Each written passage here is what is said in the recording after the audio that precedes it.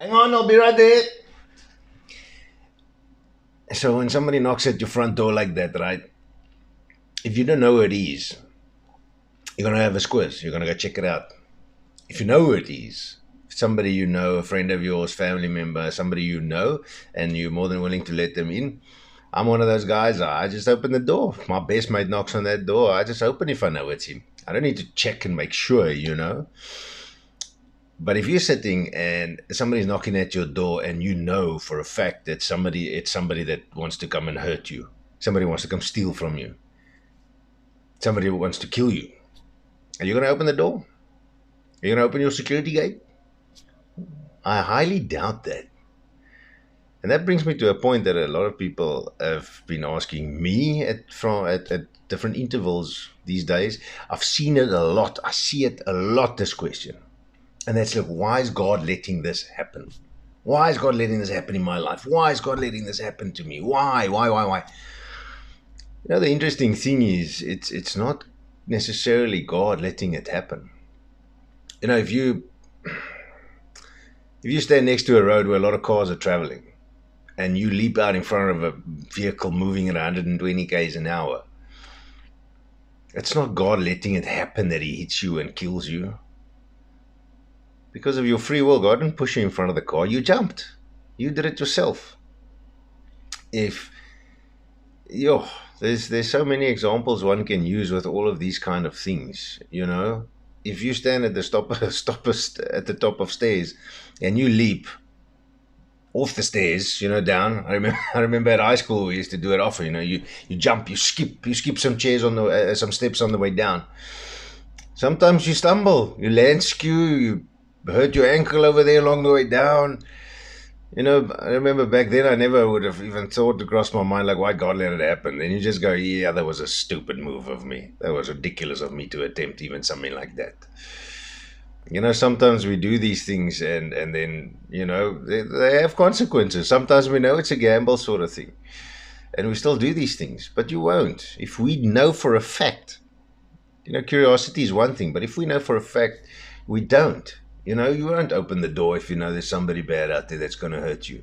John 10:10 says, the enemy comes only to kill, to steal, and to destroy. But Jesus said that, but I have come, that you may have life and that you may have it in abundance. Plenty of it. The enemy comes to take away, to hurt, to kill, destroy. So he wants you to think that. He wants you to sit there and think, oh, God's doing all this. It's not God doing that. That's the enemy stealing your joy from you. Because now already you're sitting about all the things that's getting lost, that goes missing, that's what irrelevant of the actions that can. That's the greatness and the goodness of God, as He changes it despite our shortcomings, despite the wrongful decisions we made, despite the mistakes that we've made. God can set it right. Again, in this stage, coming back to the guy at the door, in 1 Peter 5 verse 8, it says, be sober and be vigilant, Peter writes. Be sober-minded, be in control, be aware, and be vigilant. Oh man, be careful, watch out. Because your adversary, the devil, walks about like a roaring lion, seeking whom he may devour. And pay attention to that. It says, like a roaring lion, because we know Jesus is the Lion of Judah. God is the lion. The enemy tries, he impersonates, but he can devour you if you are not careful. You don't dabble. You resist, you stay away. Don't open that door if you know he's there. It's stupid. I want to use the word. Yeah, it's just stupid to open the door if you know he's there. And if you stand there and you go, nah, I'm not bothered. I'm cool. I'm going to open up this door. I'm going to let him in here. Watch, I got this. Don't underestimate your enemy. Yes, no, don't think you've got nothing, because we do, but don't be foolish. The Bible warns us against foolishness. Don't be foolish, though. Don't go, nah, I'm going to open this door. God will save me. God will protect me. God's got this. If you're going to be testing God like that, chances are slim, because the Bible says don't test him. Remember in Matthew 4, When Jesus was led into the desert to be tempted by the devil after he spent 40 days and 40 nights there, then the devil came and tempted him. He took him up to the high mountain. He says, throw yourself off, for it is written that the Lord will command his angels to protect you, that you will not stumble, you will not fall, you will not bump your toe against a rock. But Jesus said, it is written in verse 7, you shall not tempt the Lord your God. Other translations use the word test. You will not test or tempt the Lord your God. He doesn't need to prove himself to you. That's the concept over here. So don't leap off a bridge, or, don't throw your money at something without doing proper research. That's foolishness. You can't just go and go, no, God bless me. In the end of the day, one question that I always ask myself, if it is to the benefit of God's kingdom. And that's how we can make these decisions. So don't test the Lord your God. Say no. Don't touch that door. Leave that thing closed, man. Because remember, as we have free will, we have all the keys to all the doors. If you're asking God to close a door, we've got the keys to open it again. If you've got God to open a door, we've got the power and the keys to close and lock that door again. That's why it's so important to understand what we are doing, when we are doing it, what we're asking, when we're asking, to give things over to God if we give it to him. If you ask him to close the door, leave that door closed, man. It's, and because if you ask God to close that door and you go and open it again, then you can't blame God for letting it happen. That's you. That's all us. That's all me. God didn't let anything happen. I took it out of his hands. I took it back into my own limited control that we have, because God operates with a much more and larger capacity than we can. You understand what I'm saying?